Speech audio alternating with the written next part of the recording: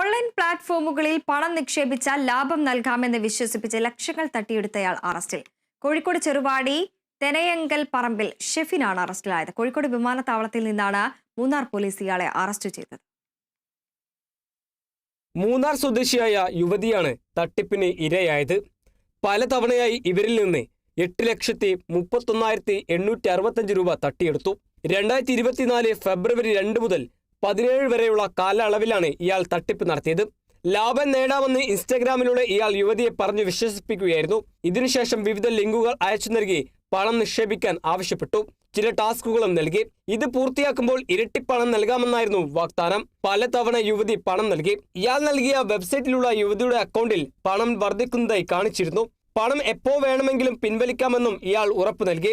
പിന്നീട് പണം പിൻവലിക്കാൻ ശ്രമിച്ചെങ്കിലും സാധിച്ചില്ല. തുടർന്ന് യുവതി പരാതി നൽകുകയായിരുന്നു. യുവതി കടം വാങ്ങിയാണ് പണം നൽകിയത്.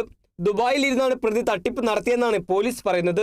തട്ടിപ്പിലൂടെ ലഭിക്കുന്ന പണം പലതവണ വിവിധ അക്കൗണ്ടുകളിലേക്ക് മാറ്റി പിന്നീട് കുഴൽപ്പണമായി നാട്ടിലേക്ക് കടത്താനാണ് ശ്രമിച്ചിരുന്നത്.